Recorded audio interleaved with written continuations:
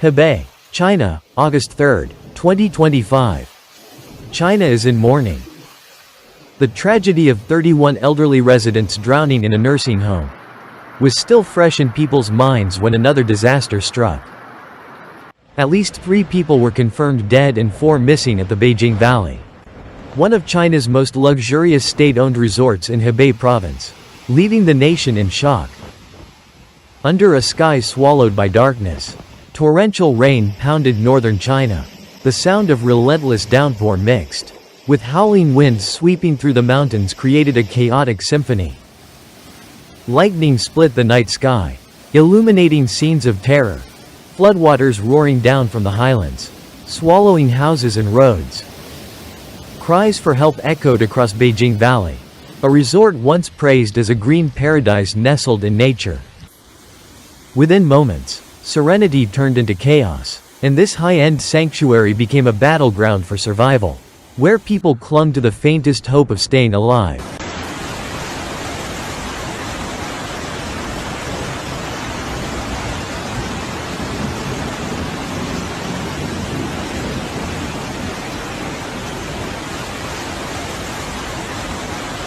On August 2, authorities in Hebei confirmed the grim toll: 3 dead and 4 missing after massive flooding hit the province.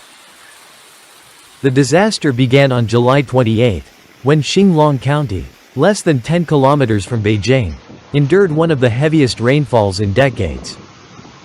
Nearly 300 millimeters of rain fell in just hours, the equivalent of a month's rainfall crashing down at once. Winding roads leading into the Beijing Valley Resort turned into raging rivers. Water surged from upstream like a colossal wall, sweeping away everything in its path. Tourists and staff, who just hours earlier were enjoying the quiet mountainside, suddenly found themselves fighting for their lives. Beijing Valley was the pride of Power China Real Estate, a state-owned enterprise promoting it as a cultural tourism and health retreat and all-age-friendly community.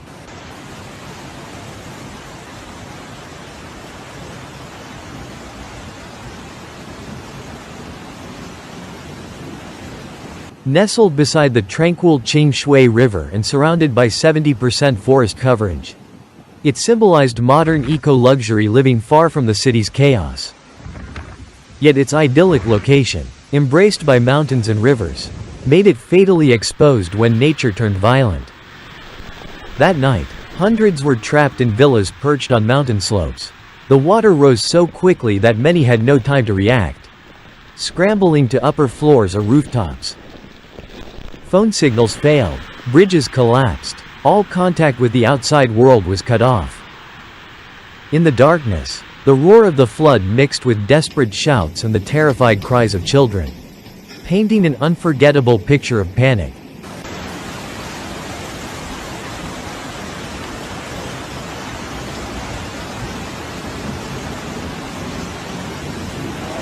Rescue forces mobilized immediately after receiving the emergency call. The chairman of Power China, which oversees the project, issued an urgent order: save lives at all costs. Deploy every resource. Over 200 rescuers, search dogs, and local emergency teams plunged into the torrential rain carrying ropes, inflatable boats, and flashlights to reach the isolated area. Every meter forward was life-threatening as landslides struck, and torrents tore through debris. After grueling hours battling nature, the first good news came: 829 people were rescued safely. Images of drenched survivors emerging from the disaster zone brought relief across China. But joy was short-lived. 3 fatalities were confirmed, and 4 remained missing. Search operations continued day and night amid unrelenting rain.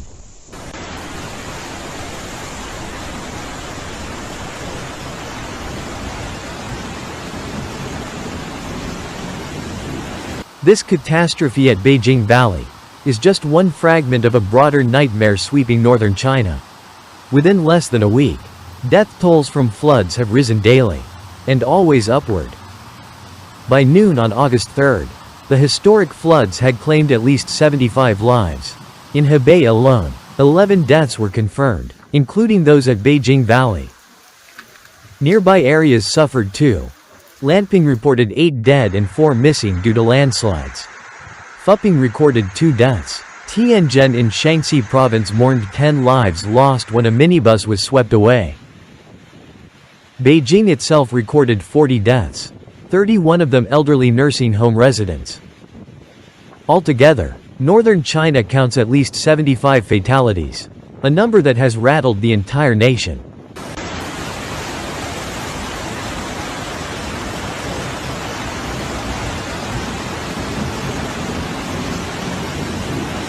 In the midst of this crisis, urgent questions arise.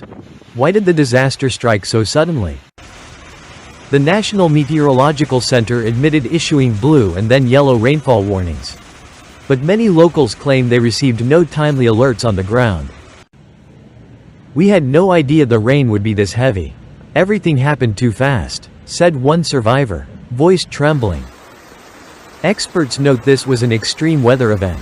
Short, intense bursts of rain far exceeding forecasts. Yet this explanation does little to ease public outrage. Millions of comments on Chinese social media demand accountability for the warning systems. The safety of resorts built so close to rivers and mountains, and the responsibility of those involved.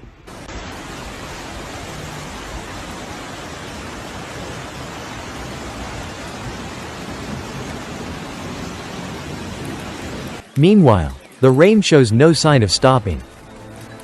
Forecasts warn that from August 2nd to 6th, heavy downpours will continue across southern China, Yunnan, and southeastern Tibet.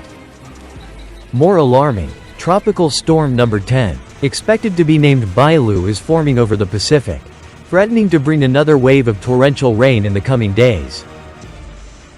The National Meteorological Center has escalated warnings to yellow, cautioning of severe rainstorms with lightning, gale force winds, flash floods, and widespread landslides. The tragedy at Beijing Valley is a grim reminder of how fragile eco-tourism developments can be. Resorts built along rivers and mountains to blend with nature face growing risks in an era of intensifying climate extremes. Experts urge sweeping safety audits of similar projects, the installation of automatic warning systems, evacuation maps, and permanent rescue teams to prevent another heartbreaking disaster like the one that struck Beijing Valley.